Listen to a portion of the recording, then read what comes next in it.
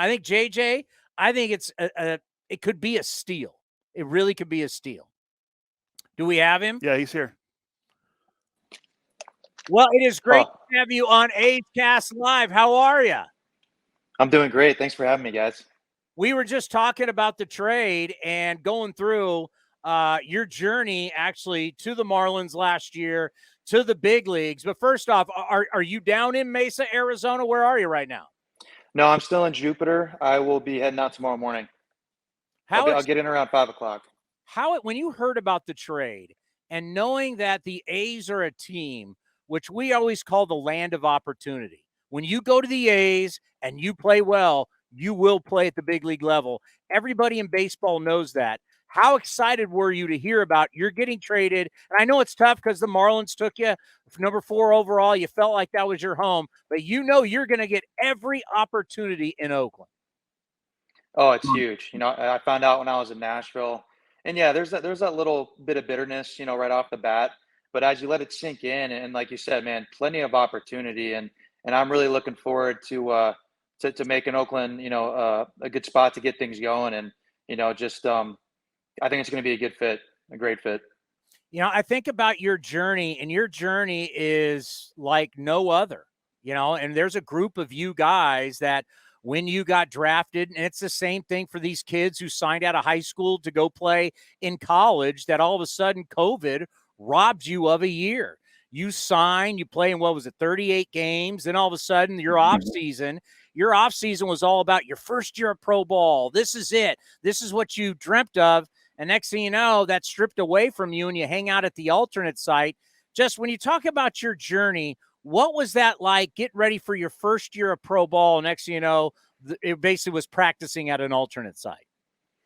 It was crazy, man. Especially especially when you're going from college, you have that consistency of playing. You're in a good position. Your body feels good. You're getting acclimated to professional baseball, and I felt great going into the 2020 season. And then, bam! As soon as I got sent down to minor league, I was in minor league camp for a total of 3 hours, and then, hey guys, season's over. We got to go back home, and that was tough. There was a lot of monotony at the alt site. When you're facing the same guys, and they're probably not going to call you up because of the lack of experience, and you're doing your best to just try and stay in shape and stay in that upward trajectory. Yeah, and to think about all your teammates and then all the other 29 team, all the guys that didn't go to the alternate site, they got nothing. They got to work out with each other. I mean, it stunts and it goes, and you talk to college baseball players, guys, it's just sad. You have to overcome that. All of a sudden, AA, AAA, you've gotten some time.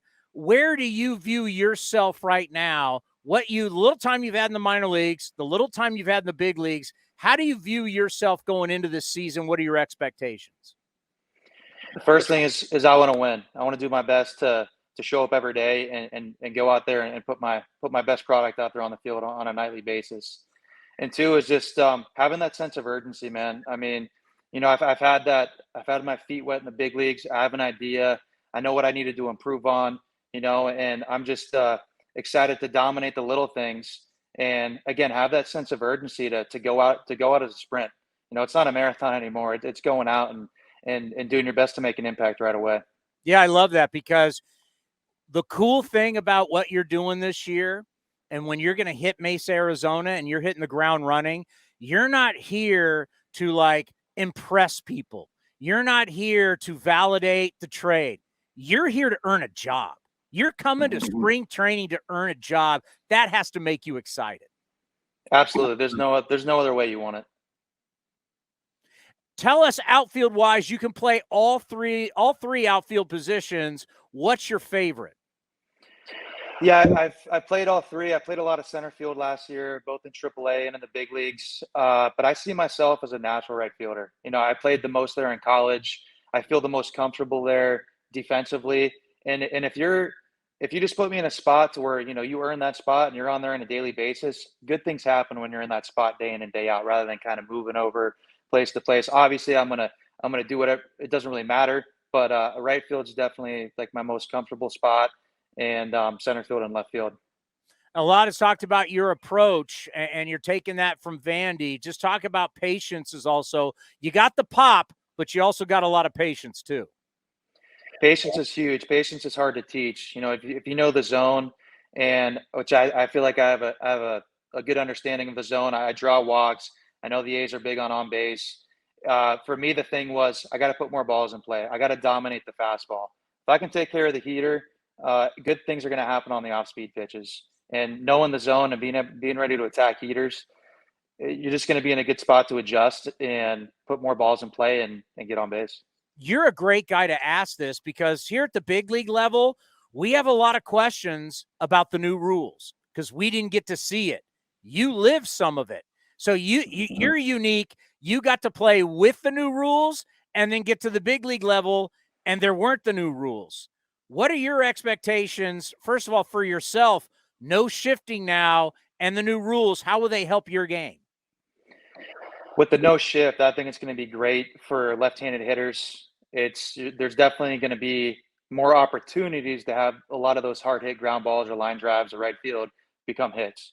So that can uptick the average and just boost your confidence. It's a big confidence when that hit gets through rather than getting taken away. You got a guy down the line making a play on a 102-mile-an-hour line drive at him. It's like, wow, man, that's a hit throughout my whole entire career, even up the middle, not just right field. Up the middle, you got a guy up there. You're like, hey, that's a double play. That's a double play ball.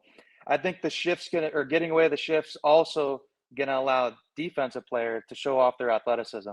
You see Jeter back in the day and all these guys making outstanding plays in the holes.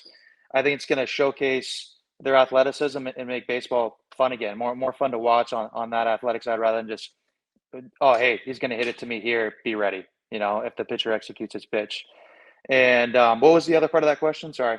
Well, and the one I want you also to address, because we haven't seen it yet, but everybody's really, a lot of people hated it at first, but I think everybody's now coming on board. The pitch timer and how much faster games are. I personally like it. I think it's good for baseball to kind of uptick the game. And again, guys are going to be pissed off for the first week or two, and then they're going to finally get into that rhythm of, oh, it's really not that bad. It's just a very subtle change. Walk-up songs aren't going to be as cool. You won't be able to embrace them as much as you're going to the plate. But to me, that's really not that big of a deal. I'm a guy that just goes up there ready to hit anyway. Yeah. So I think it's good for baseball. It's gonna allow fans to kind of keep their their focus on the game a little bit better and just speed up games a tick more. Nothing crazy. People think, oh, it's going to be crazy, but it's really not. It's going to be second nature probably come that first or second week.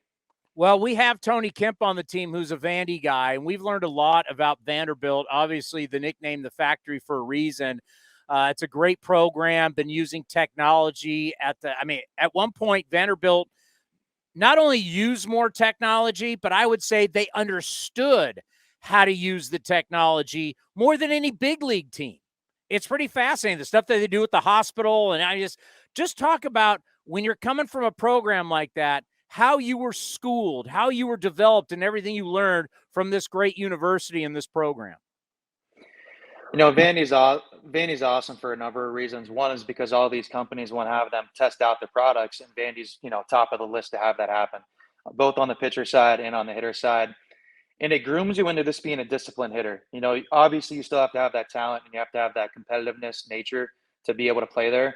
But having all those products and using the data properly to help you out, it's next to none. And honestly, I'd argue you even get better data and metrics there than I did with the Marlins. So, obviously different types of usage with the stuff.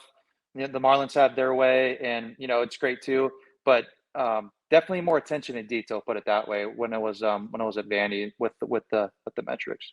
And that's, getting back to what you said earlier about being able to, be able to hunt a little more and make more contact. I mean, obviously, I looked at the numbers of what you did at Vandy, dominating the SEC, which is the best baseball conference. I mean, getting back to that approach at the big league level, you do that, less shifting, I got to think batting average goes up. 100%. And I've made some great adjustments, kind of going back to how I moved in college, using my lower half a little bit more, less head movement, getting into a position to fire each swing. You're not going to be perfect all the time. But if you can spit out something consistently on a pitch-to-pitch basis, yeah, you're going to be able to put more balls in play and that average ticks up, and you're dominating the zone. Let's end on this. I don't know how much you know about Oakland. I mean, the Marlins came. Were you here when the I Marlins? was I was here. I had a good series here. It was towards the end of the year. Yeah. Well, get ready because you're going to hear the drummers. Yeah, our crowd gets wild, especially when we start winning, and you're going to help get us back on track.